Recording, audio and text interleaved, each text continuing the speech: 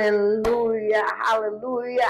Shalom, salam jumpa kembali dengan Om Jono dalam kata hari ini. Saudaraku yang kekasih di dalam Tuhan, hari ini saya mau bicara tentang keluarga bahagia dan serangan iblis.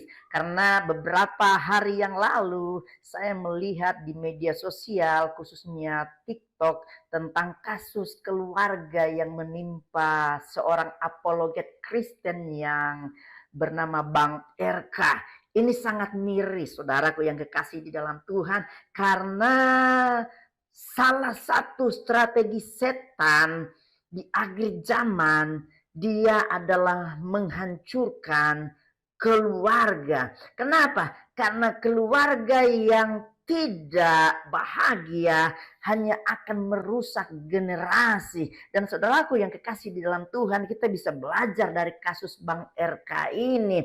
Karena yang saya tahu, yang saya pahami bahwa seorang yang sudah menjadi murid Kristus, yang aktif melayani Tuhan, yang terlibat di dalam pelayanan, baik itu kegiatan apologetika, maka dia juga harus membentengi dirinya supaya apa? Supaya tidak dapat ditembus oleh serangan dari roh-roh jahat. Dan saudaraku yang dikasih di dalam Tuhan, kalau lihat kasus dari Bang RK, maka dia boleh hebat di dalam memberitakan firman, dia boleh hebat di dalam berapologet, dia boleh hebat di dalam menghafal ayat-ayat Alkitab, tetapi kalau tidak memperhatikan keluarga, setan akan masuk di dalamnya. Dan saudaraku yang kekasih di dalam Tuhan, di akhir zaman ini saya lihat, saudara, setan begitu gencar untuk menyerang keluarga.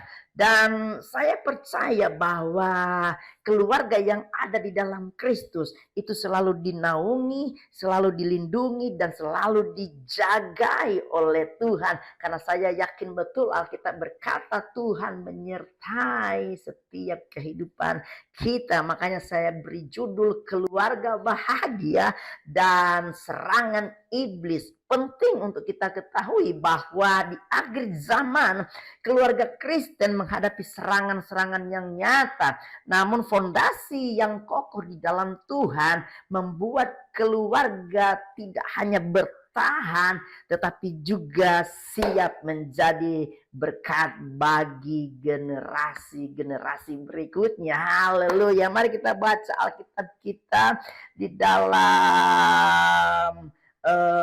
Mazmur pasal 128 ayatnya yang pertama sampai dengan ayatnya yang ke-6. Saudaraku yang kekasih di dalam Tuhan, kita baca bersama-sama Mazmur pasal 128 ayatnya yang pertama sampai dengan ayatnya yang ke-6. Firman Tuhan berkata, judulnya berkat atas rumah tangga. Nyanyian siara, berbahagialah setiap orang yang takut akan Tuhan, yang hidup menurut jalan yang ditunjukkannya. Apabila engkau memakan hasil jerih payah tanganmu, berbahagialah engkau dan baiklah keadaanmu. Istrimu akan menjadi seperti pohon anggur yang subur di dalam rumahmu, anak-anakmu seperti tunas pohon zaitun sekeliling mejamu. Sesungguhnya demikianlah akan diberkati orang laki-laki yang takut akan Tuhan. Kiranya Tuhan memberkati engkau dari Sion, supaya engkau melihat kebahagiaan Yerusalem seumur hidupmu. Ayat yang ke-6, dan melihat anak-anak dari anak-anakmu damai sejahtera atas Israel. Haleluya. Nah, saudaraku yang kekasih di dalam Tuhan, berkat atas rumah tangga. Di Mazmur pasal 128 ayatnya yang pertama, di situ dikatakan berbahagialah setiap orang yang takut akan Tuhan, yang hidup menurut jalan yang ditunjukkannya. Dari ayat ini kita bisa belajar 3 hal. Yang pertama tentang hasil jerih payah. Kau akan menikmati kerjamu sendiri. Berkat nyata bagi orang yang hidup menurut jalan Tuhan. Orang yang berusaha untuk menjaga keluarganya dengan hasil jerih lelahnya untuk tetap hidup di dalam Tuhan, untuk tetap bersuka cita, untuk tetap hidup di dalam kasih Kristus. Dia juga akan menerima berkat yang nyata menurut jalan Tuhan. Saudaraku yang kekasih di dalam Tuhan, yang kedua, istri dan anak-anak kita itu seperti pohon anggur yang subur. Anak-anak seperti tunas zaitun di sekeliling mejamu. Ada kasih mesra, ada toleransi, ada kesopanan, ada hal-hal yang indah, ada pujian, tidak ada makian, tidak ada sakit hati, tidak ada akar pahit, luka batin. Kenapa? Karena Alkitab bicara buat kita ada istri sebagai penolong. Dia seperti pohon anggur yang subur, selalu memancarkan sukacita bagi keluarganya. Dan yang ketiga, kita akan bicara tentang warisan generasi. Tuhan memberkati dari Sion. Apa artinya dari Sion? Sion itu pusat berkah, pusat kelimpahan, hingga kau melihat anak-anakmu damai sejahtera atas Israel. Tuhan akan melimpahkan berkat bagi orang-orang yang percaya kepada Tuhan. Karena orang yang berharap dan mengandalkan Tuhan, Tuhan akan sayangi, Tuhan akan kasihi, dan Tuhan lakukan perkara-perkara yang hebat dan dahsyat di dalam kehidupannya. Saudaraku yang kekasih di dalam Tuhan, keluarga adalah ide dari Tuhan. Saudaraku yang kekasih dalam Tuhan, dengar baik-baik. Keluarga adalah ide dari Tuhan. Yang menciptakan keluarga adalah Tuhan sendiri. Keluarga bukan sekedar lembaga sosial atau ikatan romantis, iya kan? Karena ada orang ketika waktu masih pacaran, dia begitu indah, begitu romantis. Tetapi ketika sudah menikah, memiliki 1, 2, 3, 4 anak, pernikahannya mulai kacau balau, mulai ada tekanan-tekanan, mulai tidak bahagia. Dan saudaraku yang kasih di dalam Tuhan, bukan hanya sekedar ikatan romantis belaka. Keluarga adalah ide original Allah. Allah sendiri yang membuat keluarga dengan akar yang jauh lebih dalam dari cinta manusiawi. Itu sebabnya kata yang digunakan untuk menggambarkan kasih Allah kepada manusia di dalam bahasa Yunani-nya adalah agape.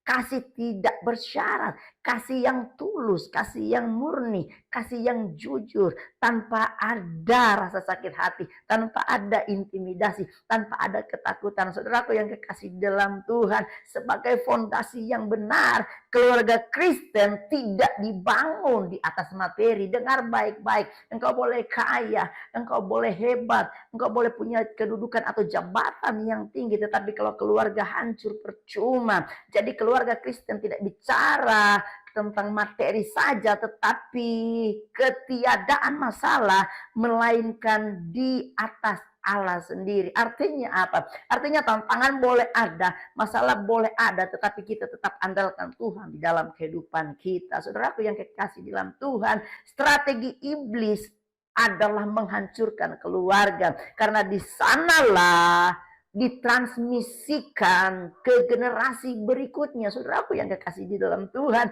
Allah mau supaya generasi kita adalah generasi yang takut akan Tuhan. Tetapi setan akan menghancurkannya. Karena apa? Karena dia akan memotong berkat iman, berkat dari Tuhan, agar supaya anak-anak itu tidak menerima berkat dari Tuhan. Saudaraku yang kekasih di dalam Tuhan, pertanyaan bagi kita, mengapa iblis menyerang keluarga?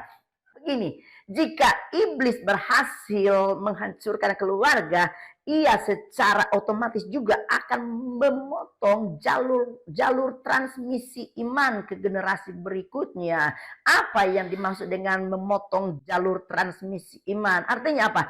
Menghancurkan gereja kecil. Jadi keluarga itu adalah gereja kecil. Setiap keluarga adalah eklesiola atau gereja kecil yang menjadi fondasi bagi gereja universal.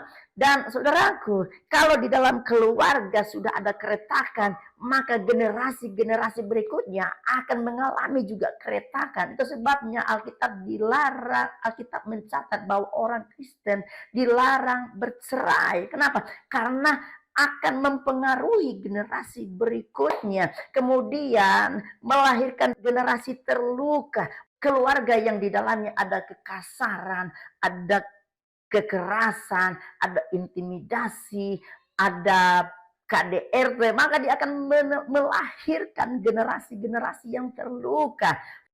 Istilahnya disebut dengan fatherless and motherless generation, generasi tanpa figur otoritas yang sangat sehat. Sehingga apa?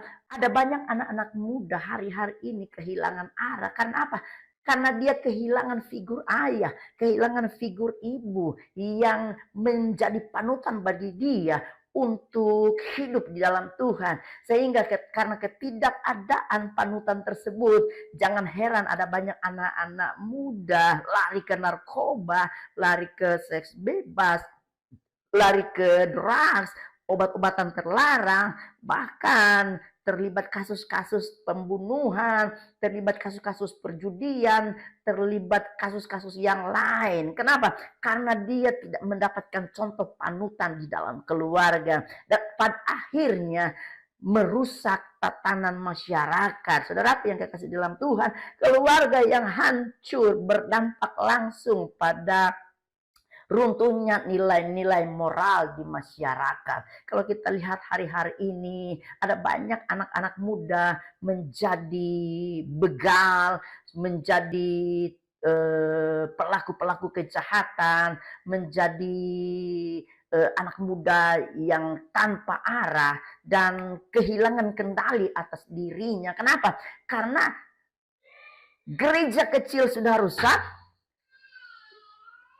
terluka dan tidak mendapatkan figur yang baik, yang indah di dalam keluarga, dan akhirnya apa? Merusak tatanan masyarakat. Dan saudaraku yang dikasih dalam Tuhan, itulah pentingnya bahwa keluarga kita harus dijaga dengan baik. Nah, pertanyaannya tadi, mengapa iblis menyerang keluarga? Alasan yang pertama adalah keluarga merupakan umat perjanjian Allah. Pernikahan Kristen bukan sekedar kontrak sosial. Ini adalah perjanjian kudus yang disaksikan dan diikat oleh Allah sendiri. Itu sebabnya kita bicara seorang anak meninggalkan ayah dan ibunya dan bersatu dengan istrinya, dan keduanya bukan lagi menjadi dua tetapi menjadi satu. Saudara yang kasih dalam Tuhan, dari sini kita bisa belajar 4 hal. Yang pertama, ada segitiga kudus di mana suami, istri, dan Allah. Pernikahan melibatkan Allah sebagai saksi utama yang mengikat mereka menjadi satu. Saudaraku yang kasih dalam Tuhan. Yang kedua, pernikahan itu sebagai cerminan kasih Kristus.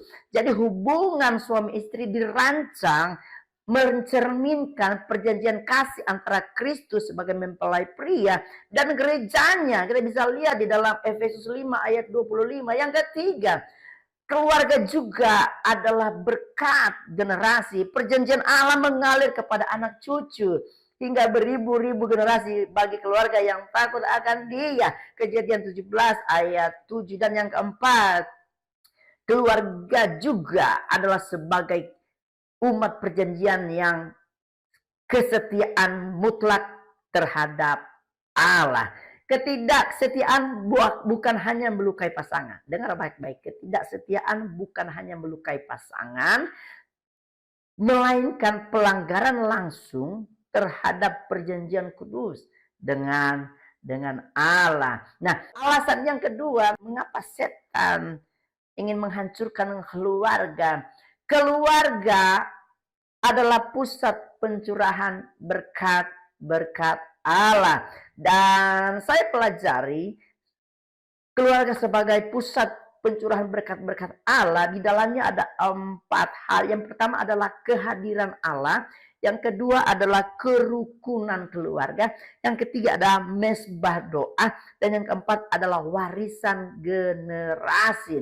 Allah menetapkan keluarga sebagai saluran utama berkatnya di bumi Ketika keluarga hidup dalam takut akan Tuhan, atmosfer keluarga di dalam rumah tangga tersebut diliputi oleh kehadiran Allah, di mana Allah ada, kehadiran Allah, berkat mengalir dan melimpah. Saudaraku yang kekasih dalam Tuhan, di sana kita bisa baca di dalam Mazmur 133 ayat 3, kesanalah Tuhan memerintahkan berkat, kehidupan untuk selama-lamanya. Kemudian Yeremia 17 ayat 7 dan 8, keluarga yang mengandalkan Tuhan seperti pohon yang akarnya menjalar ke aliran air, tetap berbuah di masa krisis. Kemudian Kejadian 22 ayat 17 dan 18, berkat Allah tidak mandek, ia meluber dan dinikmati oleh anak cucu, bahkan menjadi berkat bagi bangsa-bangsa. Saudaraku yang dikasih dalam Tuhan, keluarga adalah pusat pencurahan berkat-berkat Allah. Mazmur 128 ayat 3 berkata, istrimu akan menjadi seperti pohon anggur yang subur di dalam rumahmu, anak-anakmu seperti tunas pohon zaitun sekeliling mejamu. Dari ayat ini kita bisa belajar 3 hal, bahwa istri akan menjadi pohon anggur yang subur. Dia akan menjadi istri sumber sukacita, kelimpahan, kehangatan di dalam rumah, karena berakar di dalam Kristus. Demikian juga anak-anak kita seperti tunas pohon zaitun. Apa maksudnya? Anak-anak akan tumbuh kuat, penuh damai, dan siap menjadi berkat, melambangkan kekuatan di masa depan. Dan yang ketiga, ada di dalam rumah kita. Berkat ini berpusat dan mengalir di dalam rumah. Ketika Tuhan menjadi pusat kehidupan keluarga, maka berkat Tuhan selalu akan tercurah di dalam setiap kehidupan kita. Saudaraku yang kekasih dalam Tuhan, alasan yang ketiga mengapa setan begitu gencarnya menyerang keluarga, karena keluarga adalah pusat pelatihan tentara Kristus. Rumah tangga adalah markas utama atau boot camp yang dirancang Allah untuk melatih setiap anggota keluarga menjadi pejuang rohani yang tangguh. Karena di dalamnya ada yang pertama disiplin dan ketaatan. Orang tua yang melatih anaknya tunduk pada orang tua, tunduk pada otoritas Tuhan, dia akan menjadi anak-anak yang tangguh, yang taat di dalam kehidupan sehari-hari. Amsal 22 ayat 16. Yang kedua, pengujian karakter. Anak-anak yang dilatih di dalam keluarga, dia akan terlatih karakternya. Di dalamnya ada kesabaran, ada pengampunan, dan kasih uji. Pertama-tama di dalam rumah, di laboratorium karakter prajurit Kristus. Berbeda dengan anak-anak yang mengalami kekerasan, yang mengalami intimidasi, yang mengalami kekasaran di dalam keluarga, mengalami bentakan di dalam keluarga. Dia akan menjadi anak-anak yang keras, saudara. Menjadi anak-anak yang liar, saudara yang kekasih di dalam Tuhan. Yang ketiga, sebagai senjata rohani. Firman, doa, dan iman diajarkan melalui mesbah keluarga. Sebelum anak dilepaskan ke medan pertempuran dunia, maka anak-anak sudah dilatih untuk disiplin, sudah dilatih menjaga karakter, dan sudah dilatih untuk membangun mesbah doa. Itu sebabnya keluarga kita sangat penting. Anak-anak kita sebagai anak panah di tangan pahlawan. Seperti anak-anak panah di tangan pahlawan, demikianlah anak-anak pada masa mudanya. Berbahagialah orang yang telah membuat penuh tabung panahnya dengan semuanya itu. Mazmur 127 ayat 4 dan 5. Jadi di dalam keluarga ada pembentukan, kemudian diruncingkan, kemudian dilepaskan. Orang tua adalah pahlawan rohani, saudaraku yang dikasih dalam Tuhan. Engkau adalah pahlawan rohani buat anak-anakmu, buat generasi, buat keturunanmu, yang bertugas meruncingkan anak panah melalui nilai-nilai Alkitabiah. Ketika dewasa, mereka diluncurkan untuk menggenapi rencana Tuhan dan memperluas kerajaan Allah di muka bumi ini. Saudaraku yang kekasih di dalam Tuhan, jadi saya simpulkan, jaga keluarga, jaga perjanjian. Keluarga Kristen bukan hanya sekedar tempat beristirahat. Ini adalah benteng iman, pusat berkat dan barak militer rohani. Jaga perjanjian. Kesetiaan di dalam keluarga adalah penghormatan terhadap perjanjian kudus dengan Allah. Bangun mesbah, jadikan rumah sebagai mesbah doa, firman dan kehadiran Allah setiap hari. Cetak generasi, latihlah anak-anak menjadi tentara Kristus yang siap merebut dunia bagi kemuliaannya. Dan dengar baik-baik, keluarga yang takut akan Tuhan akan selalu melihat berkat-berkat Allah mengalir di dalam keluarga sampai kepada anak cucu. Saudaraku yang dikasih di dalam Tuhan, saya ingatkan buat setiap keluarga, perhatikan keluarga kita, jangan malas untuk setiap kita di dalam membangun keluarga bahagia. Memang perlu perjuangan, perlu pengorbanan, tetapi ketika kita mampu melalui semuanya itu, Alkitab bicara buat kita apa yang tidak pernah kita lihat dengan mata, apa yang belum pernah dengar melalui telinga, apa yang belum pernah timbul dari dalam hati, itu yang Tuhan sediakan bagi setiap kita. Haleluya, Tuhan memberkati. Salam jumpa. Tuhan Yesus dahsyat. Haleluya.